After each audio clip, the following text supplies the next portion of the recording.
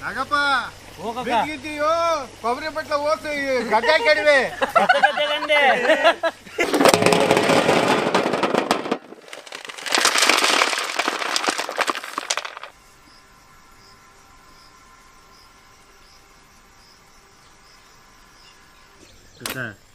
ನೋಡಿಲ್ಲ ಮಜಾ ಅಲ್ಲೇ ನೋಡಿ ಇಲ್ಲಿ ನೋಡ್ರಿ ಟ್ರೈ ಮಾಡ್ತಾಡಿ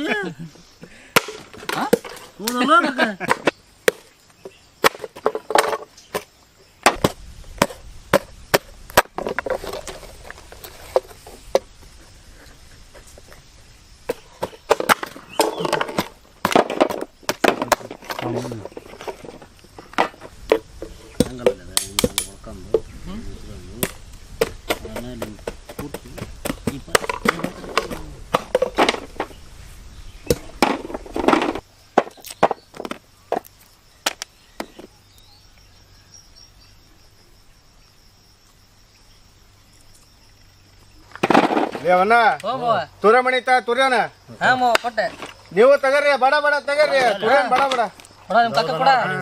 ದೊಡ್ಡದು ಕೊಡ್ಬೇಕತ್ತೆ ತುರಿ ತುರಿ ತುರಿ ತುರಿ ಅದೊಂದು ದೊಡ್ಡ ನೋಡ ತಮ್ಮ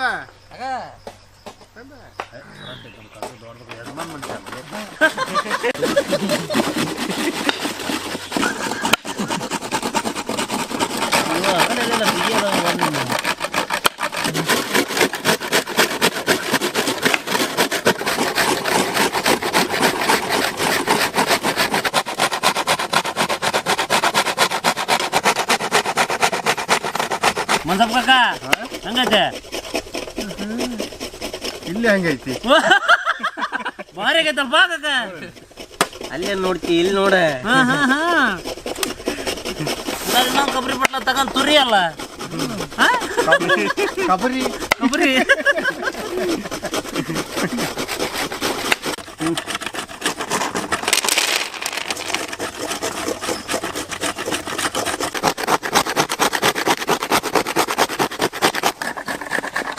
ಹಳೆಯವನ್ನ ಹಂಗೈತಿ ಮಸ್ತ್ ಐತಲ್ಲ ಹೋದ್ನ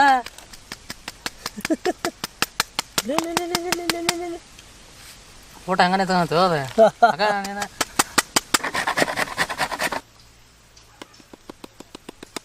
ಏನಪ್ಪ ನಿಂದು ತುಂಬಿತ್ತಲ್ಲ ಊಟ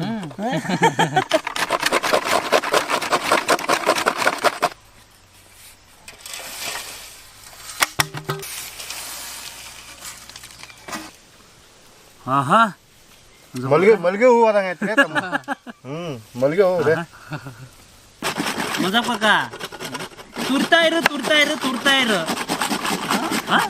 ಮಜಪ್ಪ ಮಾವ ಮಣಿ ಸ್ಲೋನಾ ಆಗಲ್ಲ ಐತಿ ಇದು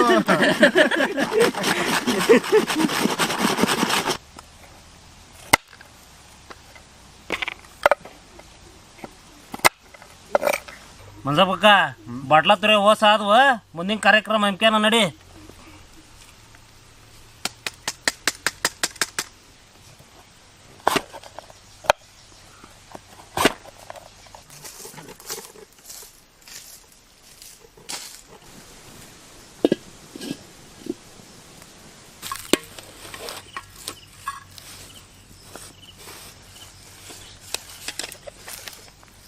ತುರು ಒಣ ಕೊಬ್ಬರಿ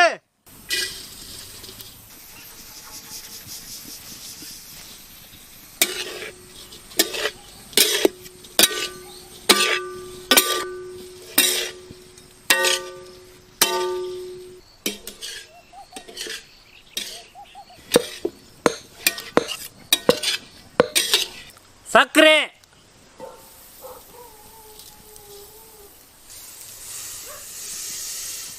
ಹಸಿವಿನ ಹಾಲು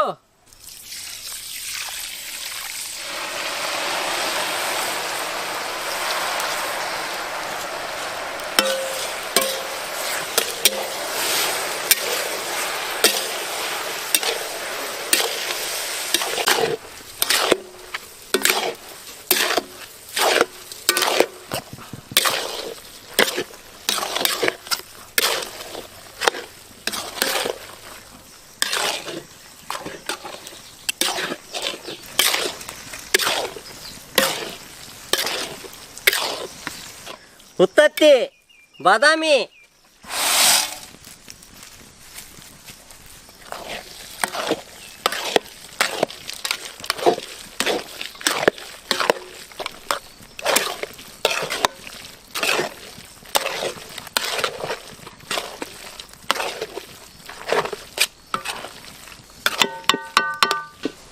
ಮಂಜಪ್ಪ ಕಾಕ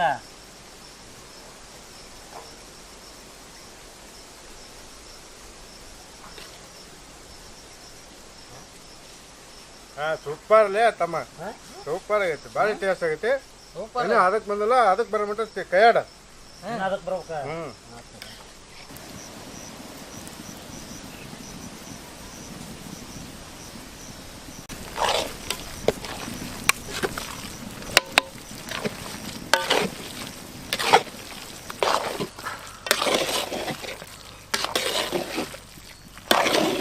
ಯಾಲಕ್ಕಿ ಪುಡಿ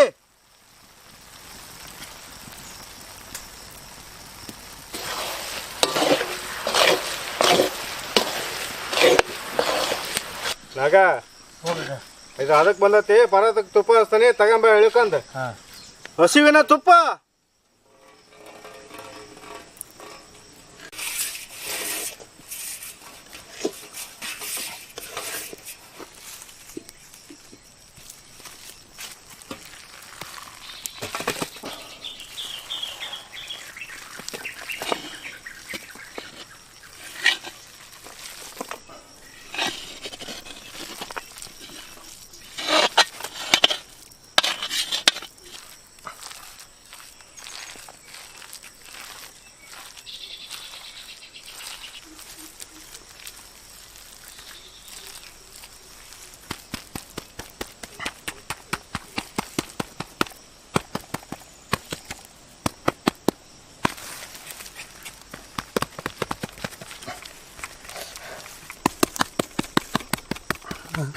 ಏನಪ್ಪ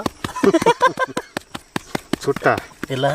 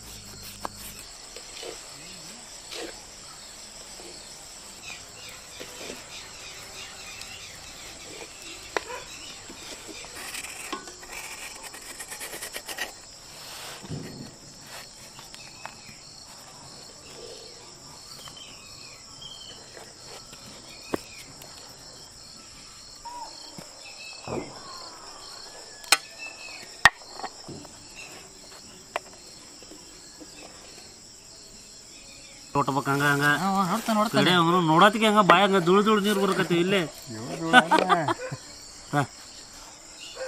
ರಾವಣ ಸೇಬ್ ಭಾರಿ ಬಂದವ ಕಾಕ ರವಂಡಲ್ ಚೌಕ ಚೌಕ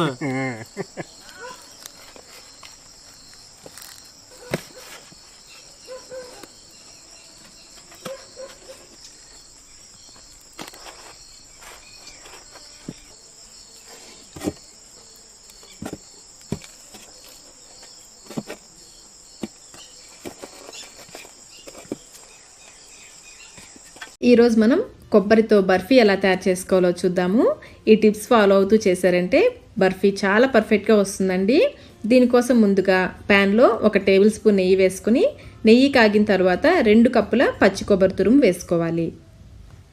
మీరు కావాలంటే కొబ్బరికి వెనక ఉన్న బ్రౌన్ కలర్ పార్ట్ని తీసేసుకొని వేసుకోవచ్చండి. నేను దాంతోపాటే వేసేసాను.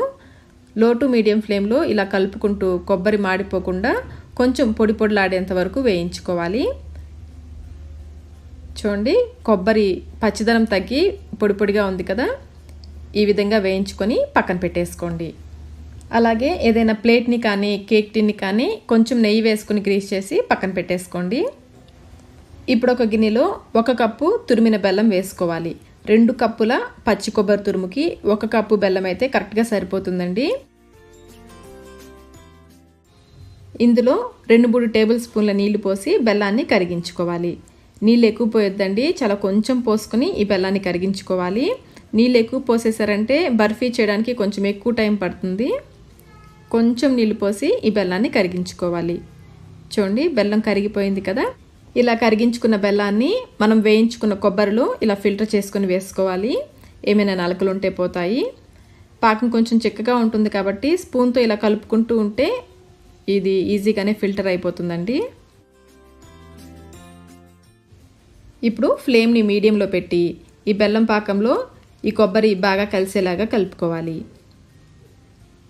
ఫ్లేమ్ని లోకి మీడియంకి అడ్జస్ట్ చేసుకుంటూ ఇది బాగా దగ్గర పడేంత వరకు ఇలా కలుపుకుంటూ ఉడికించుకోవాలి. కొబ్బరి మిశ్రమం తేమ తగ్గి కొంచెం దగ్గర పడిన తర్వాత 2-3 యాలకుల్ని దంచి వేసుకొని కలుపుకోవాలి. మీకు కొబ్బరి బర్ఫీ సాఫ్ట్గా కావాలి అనుకుంటే ఈ స్టేజ్లో స్టవ్ ఆఫ్ చేసేసుకోవచ్చు. చూడండి, కొంచెం మిశ్రమం పక్కకి తీసుకుని బాల్లాగా చేసాము అంటే ఇలా సాఫ్ట్గా వచ్చింది అంటే ఇది సాఫ్ట్ బర్ఫీ కోసం సరిపోతుంది. కొబ్బరి లడ్డు లాగా ఉంటుంది. మనం కొంచెం గట్టిగా చేసుకోవాలి అనుకుంటే దీన్ని ఇంకా ఉడికించుకోవాలండి. మాడిపోకుండా ఫ్లేమ్ని లోకి మీడియంకి అడ్జస్ట్ చేసుకుంటూ ఇలా కలుపుకుంటూ ఉడికించుకోవాలి. ఇప్పుడు మళ్ళీ ఒకసారి చెక్ చేద్దాము. ఈసారి లడ్డు వెంటనే వచ్చేస్తుందండి, బాగా ఉడికింది కదా. అయితే ఇది కూడా కరెక్ట్ కన్సిస్టెన్సీ కాదు.